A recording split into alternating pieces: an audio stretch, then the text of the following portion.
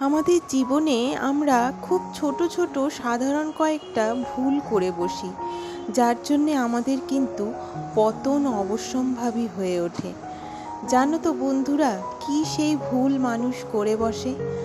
খুব সাধারণ ছোট ছোট ভুল, আর এই ভুলগুলোর জন্য আমাদের এমন মাসুল দিতে হয় যে সে আর কখনো পূরণ করার নয়, সে আর কখনো মেটানো যায় না। তো চলো, গুড ইভিনিং বন্ধুরা, welcome back to my channel. আশা করব তোমরা সবাই খুব খুব ভালো আছো। আমিও কিন্তু বেশ ভালো আছি। আজকের ব্লগটা আমি বিকেল 5টা থেকে আরম্ভ করছি। আর 5টার সময় দেখেছো কি চড়া রোদ, দেখেছো সূর্য মামা মানে একেবারে ছেদে দিচ্ছে রোদে। আমি এখানে চা বানাচ্ছি, এখানে যেন দাঁড়ানো যাচ্ছে না। আর আমার ঘরে কিন্তু সকাল বিকেল দুপুর সব সময় কিন্তু রোদ ঢোকে, কারণ আমাদের বাড়িতে না জানলা অনেক অনেক জানলা থাকায় আমাদের চারিদিক থেকে, আর চারিদিকে জানলা থাকায় চারিদিক থেকে রোদ ঢোকে। একটা বাড়িতে চারিদিক থেকে রোদ ঢুকলে কিন্তু রোগ জীবাণু কম হয়। তো চলো, আমি টুকটুক করে আমার সংসারের কাজগুলো করতে থাকি, আর তোমাদের সাথে এই নিয়ে একটা আলোচনাও করতে থাকি। তো এখানে বসে বসে আমার চা খেতে না খুব খুব ভালো লাগে। শুধু চা না, যে কোনো কিছুই আমার এখানে বসে খেতে খুব ভালো লাগে। বারান্দার মধ্যে বসবো অ্যালোভেরা গাছগুলোর পাশে, আর বাইরে সব কিছু দেখবো, রাস্তাঘাটে লোকজন, গাড়ি ঘোড়া। তো চলো, বক বক পরে করব, আগে তোমাদেরকে কয়েকটা খুব গুরুত্বপূর্ণ কথা বলে নিই। মানুষ তার জীবনে যারা নিজের দুর্বলতা কখনো দেখতে পায় না, চোখেই পড়ে না নিজেদের দুর্বলতা, নিজেদের ভুল ত্রুটিগুলো, এমন অনেক মানুষ আছে দেখবে যে নিজে যে ভুল করছে, নিজে যে দোষ করছে, সেটা কিন্তু তার চোখেই পড়ে না, বুঝতেই পারে না। মানুষের কিন্তু দুটো মন হয় জানো, বেশিরভাগ মানুষের।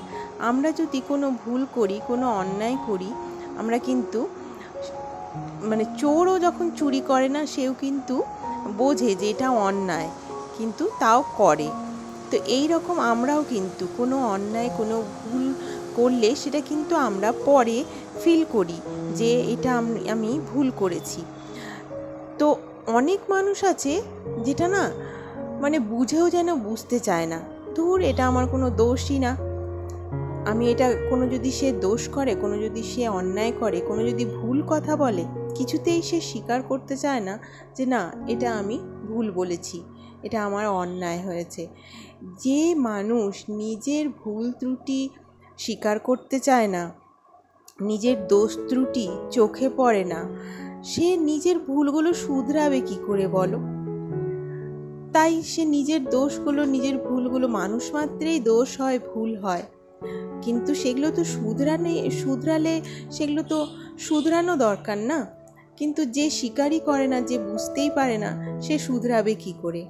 আর এই কারণে তার কিন্তু সে পতনের দিকে, দিনের পর দিন তার কিন্তু পতনের দিকে সে এগিয়ে যায়। তাই নিজের দোষগুলো বেছে নিয়ে সেগুলোকে শুধরে নেওয়া খুব খুব দরকার বন্ধুরা, জানো তো, খুব দরকার নিজের দোষগুলো বেছে শুধরে নেওয়া।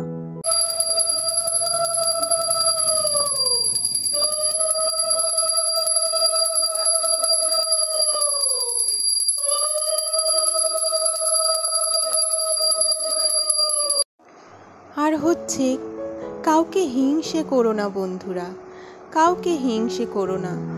হিংসে মনের মধ্যে থাকলে না মানুষ কখনো শান্তি পায় না, মন মাথা কখনো সে শান্তি পায় না। হিংসে করে কি হবে? যার যেটা আছে থাকুক না, আমার যেটা আছে, আমাকে বিধাতা যেটা দিয়েছে, আমি সেটা নিয়েই খুশি থাকি না।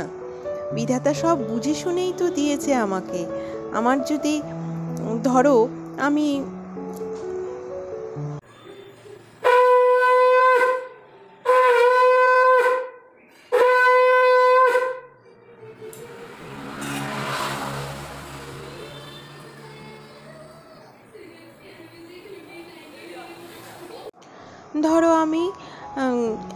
কোনো একটা মানুষ ধরো লম্বা না তেমন, তো সে সেটা নিয়ে এত দুঃখ কেন করবে? বিধাতা সেটা জেনে শুনেই দিয়েছে যে সে বেশি লম্বা, বিধাতা বুঝে শুনে তাকে সৃষ্টি করেছেন, তাই না বলো? আমার চুলগুলো যেমন কোঁকড়ানো, আমার লম্বা চুল না। আমি না প্রথম দিকে একটু কষ্ট পেতাম, মানে একদম ছোটোবেলার দিকে, মানে তখন ধরো 10-12 বছর অবধি। কিন্তু তারপর থেকে না আমাকে অনেকে বলে চুলগুলো স্ট্রেট করে নাও ভালো লাগবে, চুলগুলো স্ট্রেট করে নাও ভালো লাগবে, অনেকে অনেকে বলে আমাকে। কিন্তু আমার কখনো মনে হয় না যে না আমি চুলগুলো স্ট্রেট করে নিই। আমার মনে হয় যেটা আমাকে দিয়েছে, আমাকে ওটা সেটা ভালো লাগার জন্যই দিয়েছে, আমার মুখের সাথে সেটা নিশ্চয়ই খাপ খায় তাই দিয়েছে। আমার এখন ওই জন্য চুল স্ট্রেট করার কথা আমার মাথাতেই আসে না, একদম না। আমাকে যেটা দিয়েছে, এমন না যে আমার স্ট্রেট চুল ভালো লাগে না, আমার ভালো লাগে, কিন্তু সেটা আমি করব না। আমার যেটা দিয়েছে উপরওয়ালা, আমাকে যেটা ভগবান দিয়েছে, আমি সেটাতে কিন্তু খুশি। তো চলো, এইদিকে আজকে বাবানকে পপকর্ন করে দিয়েছি, ঠান্ডা জল দিয়ে দিলাম, এইবার একটুখানি লস্যি করে দিয়ে তারপরে আমি পড়াতে বসবো।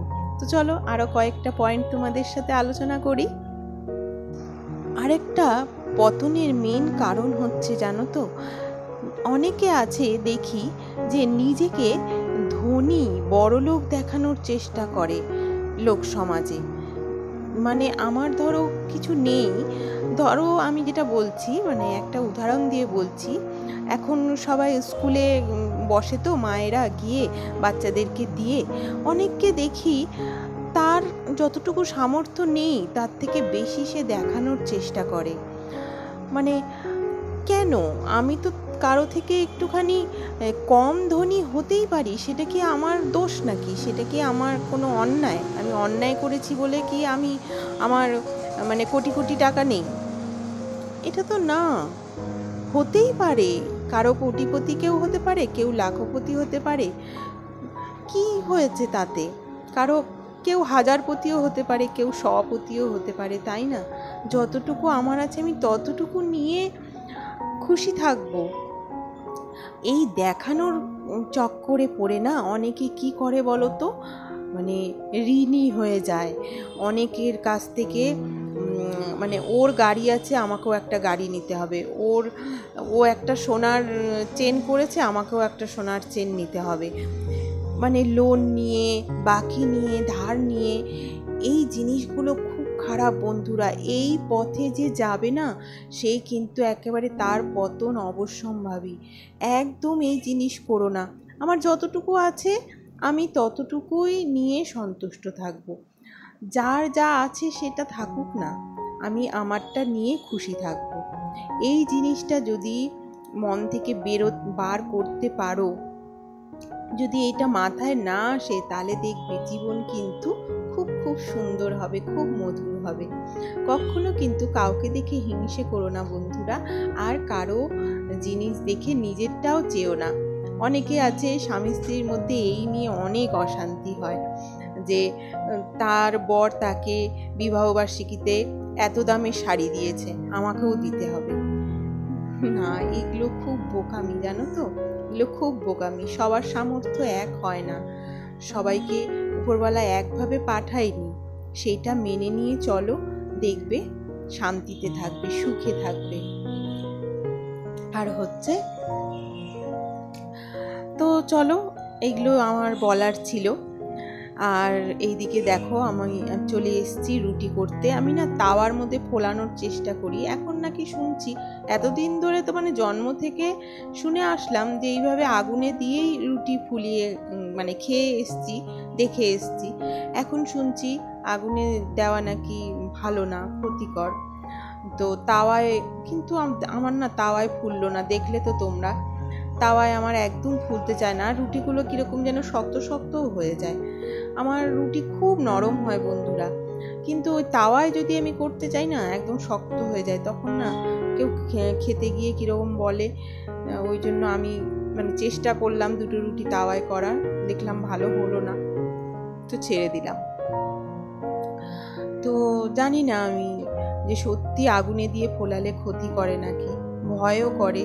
আবার রুটিগুলো যদি খেতেও না পারে, শক্ত হয়ে যায়, তখন কেমন লাগে না। ওই কারণে করছি, যে আমি জানি না ঠিক কোনটা ভুল।